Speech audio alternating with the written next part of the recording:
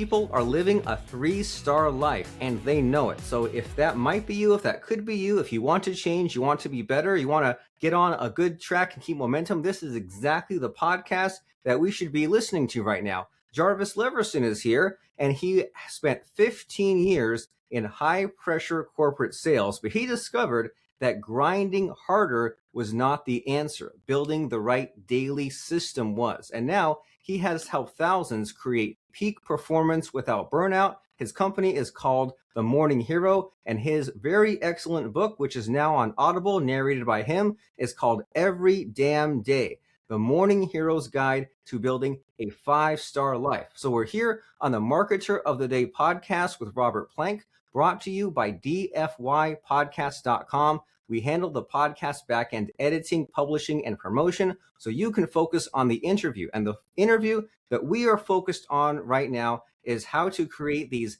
5-star days, how to come up with better habits. And if you felt overwhelmed, distracted, underperforming, it's time for a breakthrough and a better daily routine to get some of those amazing results that you know you're capable of and that you deserve. So, Mr. Jarvis, how the heck are you today? Let's go. Every damn day. Let's rock and roll, baby. So what does that mean? I mean, it's like you think it would be self-explanatory, but like what does it mean as far as this saying every damn day? It's a mindset of, great outcomes in life don't come from extraordinary effort. It comes from the little things done repeatedly over and over and over again. I used to be a bowler. Growing up, I was on a bowling league, and one year I almost achieved the impossible and like the highest of the heights in bowling, which is a bowling a 300. I bowled a 299, and so I remember that day like it was the best day of my life. It was coming down to the very last frame. I had perfect strikes all the way down, and I rolled that last ball and just missed. But I still bowled a 299, and everyone lifted me up on their shoulders, literally, and carried me around the bowling alley. And that season, I was the only bowler in that league to score a 299. I had the highest. If you look at the leaderboard, I had the highest single game out of everyone. But out of all 100 bowlers, I still ranked at the end of the season. I ranked all the way down in like number 75th place. Because I wasn't consistent. That was one game. That was one day out of the entire season.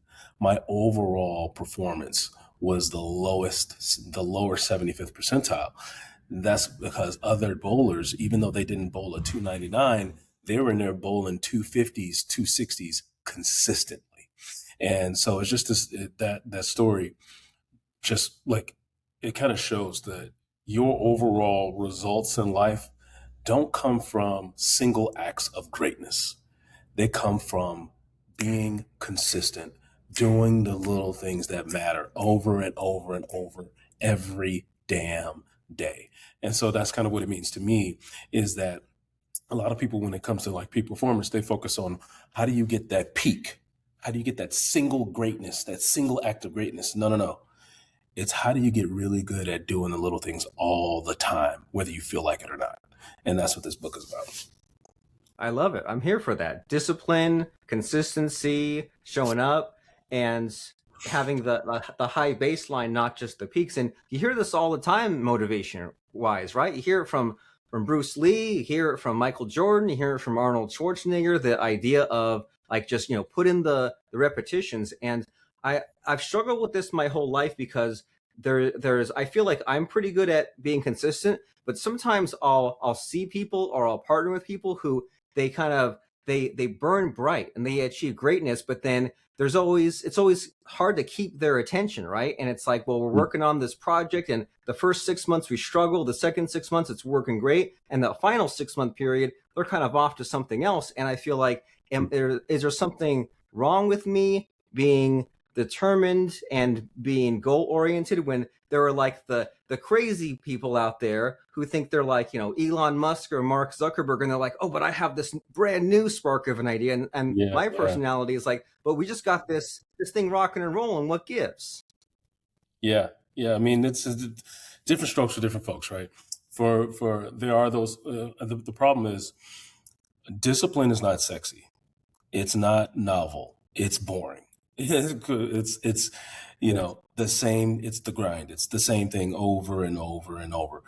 But it's the thing that works. I mean, I always give this analogy of the growth of a penny. So there's this parable story that says, if you grew a penny, if you doubled a penny every day for 30 straight days, how much would you have on the 30th day? So the first day you have, 1 penny. The second day you have 2 pennies. The third day you have 4, then 8, then 16. And so you just keep doubling it, and you do it for 30 straight days. So let me ask you, how much do you think you'd have on the 30th day? 5 million. So you read my book. I read your book. Yeah. I know the answer. Most people guessed around like 1,000 or 5,000, 10,000. No one would guess $5 million because it's just a penny. It's boring. Right. It's minute. It's minuscule. It doesn't matter. You walk over pennies on the street. Like, why would I waste my time on this little thing? But they don't understand the true power of sustained activity over a period of time. And that's completely foreign to, especially in our society now, where everything is so quick fix. It's so microwave society. It's like, I want instant gratification. I want my rewards. I want the results, and I want it now. I can't wait till next week. I can't wait 2 weeks. Gosh, it's going to take me a month to lose 10 pounds. No, give me the GLP-1. I need to lose it right now. And so, like that on this society, that's lost on a lot of people, is that sustained activity over a long period of time actually do get results. Most people don't stick it out though. They jump to one thing to the next because they don't see the instant results. If only they knew, all they had to do was wait till they hit a tipping point. So that penny, if you look at how that penny grows and chart it out, it stays flat for a long period of time. It takes till about day 27. Out of the 30 days of doubling it, it only gets above $1,000 like at day 27. And then it skyrockets up, right? That's when the momentum hits. We call that the tipping point. Most people switch and they move on to different things and try different strategies before they hit a tipping point. They never gave it enough time for the results to show. And so that's one of my main points in the book, is that there's a tipping point, right? You just got to stick it out till you get to the tipping point. And all of a sudden, everything you're working for, you start to see all the results. Very nice. I think somebody out there needs to make some kind of a puzzle book of some kind of just all the counterintuitive like that in the world, because there's a lot of it, right? There's a lot of, you have to stick it out and sometimes put in 10x, 20x the work for 10x the amount of time for something to pay off, like a harder I work, luckier I get kind of thing. And I know that a lot of what you teach and a lot of your success comes from the miracle morning, basically, right? This idea that, if you sleep in and you wait until 9 a.m. or wait until the evening to get to things, then the consistency just won't happen. But you say 5 o'clock in the morning, I'll wake up, I'll get right to it before the distractions, before anyone else wakes up. And it's like, you finally have the focus that you've always wished you had. You just had to find it earlier in the day. So can you unpack that some and tell us about the whole early morning routine? Yeah, so it really comes from my backstory of being a high performer in sales. I was a President's Club tech sales rep. I was making a lot of money. Drove a Mercedes-Benz. I had a girlfriend at the time, and we had this penthouse in downtown San Diego overlooking the ocean. And we were living a good life, and I was burning out. On the surface, it looked like I had it all. I was making good money. I had the girl, I had the toys, but on the inside, I was just dying. And I wasn't happy. I wasn't fulfilled. And I slowly started to fizzle out. And I started drinking and coming home and, having a long, hard day and drinking every night. And that my life started to slowly unravel till I got to the place where I got fired and I lost my girl all in the same week. Had to move out of our penthouse. And literally was, on the streets, like knocking on friends' doors, asking if I could sleep on their couch, until I had to move back in with my mom in Chicago. So there was, at 35 years old, basically homeless and helpless, living in my mom's basement. And I had to rebuild my life all over again. And I someone sent me this book. I had never read a book in my life, cover to cover. I was one of those Cliff Notes kind of guy. I can get around. I can give me a summary and I can kind of pass the test. And so I never fully read a book. Someone sent me The Miracle Morning. It says, "Hey, you should check this book out. You're not doing nothing with your life. You need a reboot." And that was the first time I opened that book and I couldn't put it down. I read it cover to cover in 2 days. And that book told me about the power of the morning, how your full potential, your greatness is waiting for you in the early, before the sun comes up. And so that was the first day I said, you know what, I'm going to try this morning thing. I'm going to wake up at 5 a.m. tomorrow and see what this morning thing is all about. But at that time, I was waking up around 7, 8, sometimes 9 in the morning. Like I'd had nothing to wake up for. And so I was like, I'm going to wake up at 5 a.m. tomorrow. And that next day, I woke up at 4:57 a.m., 3 minutes before my alarm clock. And it was the first time in my life I experienced true peace. There was no birds chirping. There was no dogs barking. There was no emails flying. There was no breaking news. There was no social media. There was no text messages, no notifications. It was just peace. And I got a chance to really experience what space and margin felt like. And I sat there. And the first thing I did, I started praying, and then I opened my journal and I just started writing, and ideas were coming to me and business plans started coming to me. And I charted out a business plan for Jarvis 2.0. And then I went to the gym and got a workout in, and I came back and I looked at that list I created and I did the first top 3 things on that list. And then I finally looked up at the clock and was like, it's only 7 a.m. right now. Nobody else in the house was even up yet. And it was like, I'm done with my day. Like I can close the chapter on today. I have already won today. And the day hasn't even started yet. People are still sleeping and I've already won. Like I'm done with my entire day and everybody else is still sleeping. They haven't even started yet. It's like, this is the cheat code in life. This is where I was getting burnt out before, because I woke up right into chaos every day. And my life had become nothing but managing chaos. I would get up right into the stress of the day, and I would go to work and manage stress, and I would come home and have stress. And the only outlet for the stress that I found was drinking and partying and hanging out with friends. That was my outlet. That was my ventilation for dealing with the chaos of my life. And I found that, gosh, if you just woke up into peace, there you go. That's it. That's what I was missing right there. I didn't ever have space in my life. And so that's where the whole morning came from. I found this ultimate cheat code in life is that most people don't have space and margin. Everything that they don't have time for right now is because they don't have space. They don't have margin. They wake up into the chaos of their life every day. And if you woke up into peace, now I wake up at 4 a.m. My kids wake up at 5:36 in the morning. I wake up at 4. I have a solid 2 hours of peace to work on my business, to work on my brain, to work on my body, to work on my spirit. But by the time the kids wake up, I have already filled my cup to capacity. So now I can pour more deeply into them, pour more deeply into my business goals, pour more deeply into everything else I have going on.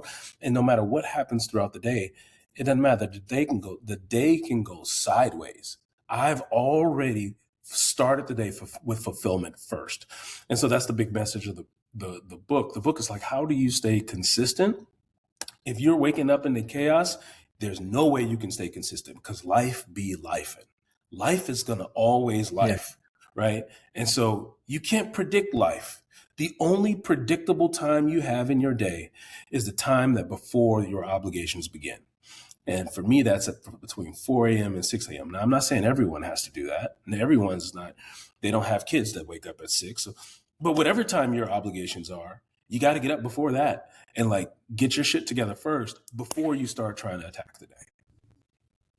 125%. They say focus on what you can control, right? And so if you feel out of control and everyone's wanting a piece of your time, or always stressed out, schedule packed, well, figure out what you can reconfigure, right? And it seems like that's the low-hanging fruit there. If someone says, well, I can't find the time, you'd say, well, try to find the time in the beginning of the day and go to sleep earlier instead of later. And instead of of course, if you're drinking, it's so tough to wake up early. But then cut out Yeah. drinking. Will life really be that bad? And throughout your book, you kind of talk about all these areas of life where maybe we should have awareness, right? Like you talk about exercise, you talk about diet, and it's like all these things that it's like, we've heard of it, but maybe Yeah. haven't heard of it enough. And then the excuses seem to outweigh it, right? Like people always have an excuse of like, oh, well, I can't wake up early because my body isn't configured that way, or well, my family will hate me for it. I know you talk about that in your book. And so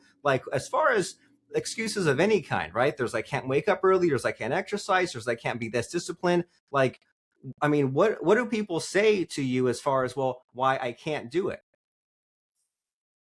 It's 1,000 different reasons, and the number one thing is just that they won't commit to it. They're scared to commit to it.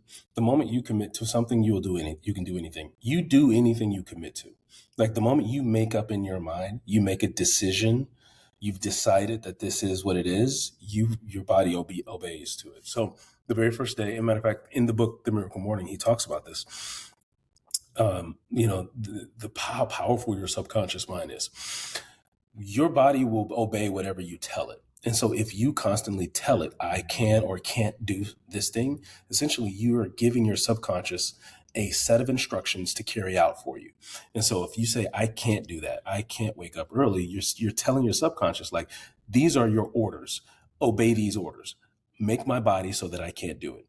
And so the moment you flip the script and you start speaking more affirmatively about whatever you want, you'll be surprised at how easy it is. And so the very first day I said, I'm going to wake up at 5 a.m., I was not a morning person. I was the antithesis of a morning person. I was I led the night owl. I was president of the night owl committee. I was a computer engineer growing up in college, and we would stay up all night doing hackathons. We literally would go to the engineering library from 10 p.m. till 4 or 5 in the morning. That's how we did our homeworks. That's how we did our coding assignments. We stayed up all night doing hackathons. And so that was just the way I lived my entire life. I would just stay up all night and do work, or stay up all night hanging with friends. And so I was not a morning person. And the day reading his book, he says, here's what I want you to do. I want you to create say a night affirmation. And I want you to affirm your morning. Say, you know what? I'm looking forward to waking up tomorrow. I can't wait to wake up at 5 a.m. And so he gives you this little script to say. And I literally said this thing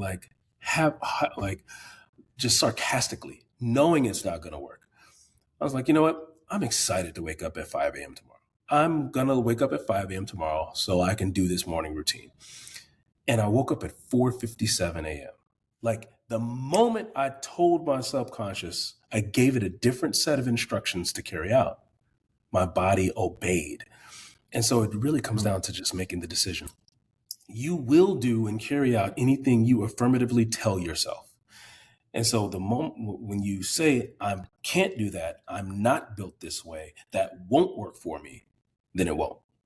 The moment you decide, I can do this, I will do this, this will work out for me, you send that message to your subconscious, and your subconscious will exhaust every ounce of effort and opportunity to bring that statement to become true.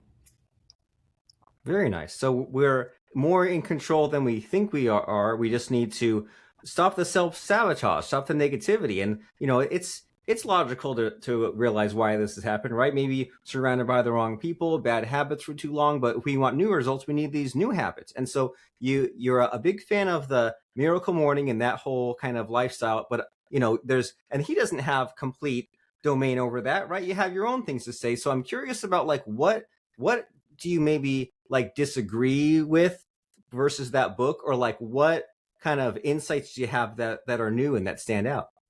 Yeah, so his book is really just kind of gives you a general framework of a morning routine. Get up early. Wake up and do these set of habits. I prescribe more of how to live an intentional life, not just about your morning, but more of a daily operating system. And so how do you stay consistent with the things that's going to bring you ultimate health, wealth, and happiness in life? And so I break that. I'm an engineer. And so an engineer, you do this thing called reverse engineering, where you start with the result you want and you work your way backwards to get to the starting place. And so I wanted to reverse engineer health, wealth, and happiness. What were the habits, activities, and actions that you can do on a consistent basis that leads to your health, wealth, and happiness? And so I broke that down into 5 habits. For your health, you need to eat right and exercise, right? I call that raise your heart rate and eat right, HE. For your wealth is a product of learning new strategies and taking massive action. And so reading and doing one big action each day. And then for happiness, spreading joy is the key activity there, because the more you give, the more you get. The more you focus on putting a smile on other people's faces, the more the universe will put a smile on your face. And so if we were to spell this out, heart rate, eat right, read, one big thing, and spread joy. They spell the word heroes. So I'll call them the heroes habits. And so if you could do these heroes habits, every day you should exercise. Every day you should focus on eating right and putting right fuel in your body. Every day you should read something to grow your mindset. Every day you take one big action that you normally are afraid to take. And then every day you just put a smile on someone's face. You do those 5 things, but you do them every day. You have no option but be healthy, wealthy, and happy. And so that's what this book talks about, is more of a daily operating system. These 5 things that you do every damn day, and watch how results explode for you in your life. Very nice. That's doable. It can be simple if we let it, if we have someone like you to guide us. And so what I'm getting from all this is lag time, right? Like if you're living a bad lifestyle, then the results won't catch up to you immediately until you get fired and you get dumped and and you go homeless all in the span of a week. But the reverse is also true, right? If you say, well, I'm going to change everything, well, it takes a little bit of belief and faith and consistency, curiosity to kind of keep it going until the results then begin to pay off. But then the good news is, once you do have the ship pointed in the right direction, then cool, you're used to waking up early, right? You're used to taking care of your body, you're used to being a good person. And so this is a path we should all be on. And so you've been giving us a wonderful education so far, Mr. Jarvis, but in these final minutes of our conversation, I want to make sure we talk about what's important to you. So do you think there might be a missing question in our conversation that I should be asking you, I just don't know to ask you? A missing question. You started to touch on this a minute ago, where you said, I reached a breaking point. Like, you have to hit a point where, I was homeless on my mom's couch, where it kind of forced me into this. And it's a really good question of what would motivate someone to create massive change in their life without hitting a rock bottom moment like I did. And I ponder this question a lot. Like, how do you inspire or motivate someone who's just comfortable? Life isn't. They're not at a rock bottom. And you have to get pissed off. And I would tell you the moment, the true turning point moment for me wasn't me being homeless on my mom's couch. It was the moment I got a text message, or I got a notification from LinkedIn of my friend who was, he had just got promoted to be the CTO of the software company. And it says, go congratulate your friend on his new promotion. Wait, hold on a second. Can you hear that? A little bit, but it adds character. Okay. I can just barely hear it. It's not too bad. There's a person right outside my window. I don't know why she waits till 4:00 in the evening to start blow drying the leaves. I mean, she's not waking up at 5 a.m. is the problem. That's it. But he says, go congratulate this person on their new job promotion. So I went and I looked at his LinkedIn, and he was the CTO of this company. Now, me and him were partners at school. We were lab partners. We were doing these hackathons together. We sat in the lab working on assignments together. We were in the exact same place in life. And I was homeless on my mom's couch, and he ascended to the height of success. And he had this beautiful family, and they had a beach house, and he was serving on nonprofit boards. Not only was he successful, he was happy, and he was living in his full potential. And there I was, homeless and helpless. And that moment showed me that, Jarvis, you had all the same potential he did. You had all the same resources. You had the same education. You guys went and did the same job right out of school. Like, you were on the same trajectory. He maxed out his potential. And there you are. Like that, you've got that same potential. You should be up there too. Like, get your shit together, Jarvis. It was like the Lord was showing me a mirror of what I should have been achieving in life.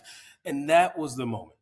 That was the moment that sparked me off the couch. It wasn't losing everything. It wasn't having to go back home and live with my mom with my tail between my legs. You would have thought that would have been the rock bottom. No, the true rock bottom was me getting exposed to what my lost potential was. The moment I saw someone else achieving a level of success that I also could have been achieving and I wasn't. There was a gap between where I should have been and where I was. When I saw that gap and how big that gap was, that is what lit a fire in me. In fact, I got pissed off. And that's the moment I decided to change. You see, the missing element for a lot of people is that pissed officity, right? If you're comfortable, the problem, the biggest enemy for a lot of people is that they're comfortable and cozy. They're not pissed off. And you won't make any change when you're comfortable. Like, if you got good salary, you could be doing more, but why? Right? Like, life is good. And that's where a lot of people get stuck. They get stuck in this mundane gray area in life where things aren't bad. They aren't great, but you know what? Things aren't bad either. They're just meh. And a lot of people live a very meh life. It isn't until you can tap into something in your soul that's going to light a fire. And for me, it was seeing someone else that was achieving a level of success that exposed me to what I could have been achieving. The moment you see your lost potential. And so I tell people, like, go out and find somebody else that's achieving more than you, that you could be doing too. Like, damn it, if they could be doing it, why am I not doing it? If they're speaking on stages, why am I not speaking on stages? If they're President's Club, why am I not President's Club? If they've got 100,000 followers, why don't I have 100,000 followers? God damn it, if they can do it, why can't I do it? That's the moment that a lot of people are missing. And I was like, you got to go find it. Go look at other people and find some way to get pissed off, right? Even it's like jealousy is a big motivator. Like, you can use it for your advantage. Look at them and like, damn it, they got the big ass house and the Mercedes Benz. Fuck, they went to the same school I went to. There's no difference between me and them. Damn it, I need to do that too. Like, that's what a lot of people are missing. They're missing that pissed off moment. And now I say that's the first step. The first step isn't, how do I go find some strategies? The strategies are useless if you don't have that pissed off, if you don't have that fire. The very first thing you got to do is go light that fire. And if you got to use other people and get pissed off at what other people are doing and find other people achieving a level of success that you should have, like, if you need to do that to find that pissed off moment, then do that. And that's what happened for me. That was the moment I changed. That was the moment I got serious about, okay, I will wake up at 5 a.m. I will take my ass to the gym every day. I will concentrate on building my business. I will make all these very hard things. I will do all these very hard things because I see what I should be achieving in life. And so that's the missing question. That's the missing link, is you got to get pissed off. Yeah, and obviously not forever, right? And not all the time, but if that's the tool that gets you there, and I think we've all experienced that in some forms, right? You see some YouTuber, you go to a conference, you see some speaker that's talking to hundreds of people, and you're like, I could do a way better job than that person, and they're more successful for me. Well, it's time to apply a few things. And so that's a great message to hear. And I think that Gen Zs call that mid, right? When you're just it's kind of in that mediocre middle, and if and whatever it takes you to get that internal emotion, and sometimes you ask yourself, well, how badly do I want it? And sure, it would be easy to kind of regress back and live in comfort, but do you really want this success? Well, the universe is testing you. So are you going to sleep in, or are you going to wake up? Are you going to make 2 phone calls, or are you going to make 50 phone calls? It's up to you to decide, to use your term, to make it happen. And so if someone wants to make it happen, they say, man, this guy Jarvis, he's inspiring, he's motivated, he's got a lot of great things to say. I want to take that next step. I want to check out his website, his coaching, his book, etc. Where should someone go? Well, the first step is the Audible book that you helped me produce. And so every damn day on Audible is great because the written book The written book by itself is maybe 5 hours long. The Audible is 11 hours long. So it's more than double the length of the original book because I go off script so much. I add so much color, so much details, so many more stories. Like I go full on like life coach slash motivation slash keynote speaker slash therapist, all slash podcast, all in one. And so I would say anyone looking for like a starting place, it would be to check out the book on Audible. They can read the physical book too, but the Audible book I think is much better. And then from there, the next question is like, okay, so how do you implement this lifestyle on a daily basis? We've got the Morning Hero app. So the book kind of teaches you the philosophy of how to live this 5-star life. The app is the tool that you use on a daily basis. It's your sword, your utility knife, and that every day you go in there and it helps you set your intentions for a 5-star day. And then you just go off and you check off each thing as you do it, and it kind of gamifies it. And so every day you're trying to score a 5-star day. And the more you stack up 5-star days, you eventually live a 5-star life. And so that's inside the Morning Hero app. Very cool. So it takes something that maybe we might dread or we might think is boring, and you make it fun. You gamify it, right? We're wasting time already on the Angry Birds and the Candy Crush, so why not put it into something that will improve yourself in your future? So that book, that Audible you mentioned, is Every Damn Day, The Morning Hero's Guide to Building a 5-Star Life. And after reading or listening to this book, you'll build a streak of 5-star days. You'll wake up with outlandish passion, purpose, and productivity, not just once or twice, but every damn day. And then that very amazing app that Jarvis mentioned is called the Morning Hero app, where you can get some consistency, get some routines and habits, and build up some momentum. And next thing you know, you look back and you say, I've come such a long way just because I changed a few things, I changed a few more, and then I just kept getting better and amazing results. So the Morning Hero app, that's at themorninghero.com. Is that correct? That's correct. The app is just on the App Store. So you can go to the Apple. Right now it's only on iPhone. It'll be released on Android later this year. But you just go to the App Store on your iPhone and type in The Morning Hero, and the app will come up. And then the book, you open your Audible app and just type in. You can either type in, I believe you can type in The Morning Hero, but type in Every Damn Day for inside Audible. Very good. All right, so Every Damn Day in Audible, Morning Hero, and the Apple App Store. And we'll see you there. But before I let you go, Mr. Jarvis, it's time for the scary part of the podcast where I try to stump you. I try to put you on the spot by asking about a fun or interesting quote or lesson that has served you. So what comes to mind as far as a fun or interesting quote or lesson? An interesting lesson would be the greatest shift I've ever made in my life, which was start the day with yourself instead of ending the day with yourself. Be the greatest shift you ever made. And so what that means is a lot of self-sabotaging habits happen at the end of the day. It's coming home drained from work, and you need a way to escape. You need a drink of alcohol. You need some psychedelic substance. You need to drown in TV or social media. Like, you need a way to just mentally, spiritually just escape from the day. And that's your way of serving yourself. And so like whenever people say like, God, Jarvis, I can't wake up that early because I stay up late. Like, I'm up till, midnight. And I'm like, well, what are you doing up to midnight? Like, oh, I'm doing all these things that nothing that serves them. I said, well, go to bed early. How about you go to bed at 10 so you can wake up at 5, still get your 8 hours of sleep, wake up at 5, and then you start the day serving yourself. Because all you're doing between 10 p.m. and midnight is serving yourself. You're serving yourself with negative, self-defeating, self-sabotaging, self-destructive habits. How about you shut that down, go to bed at 10 p.m., and you wake up earlier. So now that you take that 2 hours that you served yourself, but you move it to the morning. And now, instead of self-sabotaging, self-defeating habits, you move it to the morning. Now you're waking up and you're meditating, you're praying, you're working out, you're planning your day, you're knocking off things off your list. And so it's the same thing. It serves the same purpose. All you're trying to do is serve yourself, but you do it in the morning instead of the evening. The greatest shift in the world you could ever make is to start the day serving yourself instead of ending the day serving yourself. Greatest shift I've ever made in my life. It saved my life. And I think a lot of people, if they could shift their mindset to serving themselves in the morning instead of the evening, it would save their lives too.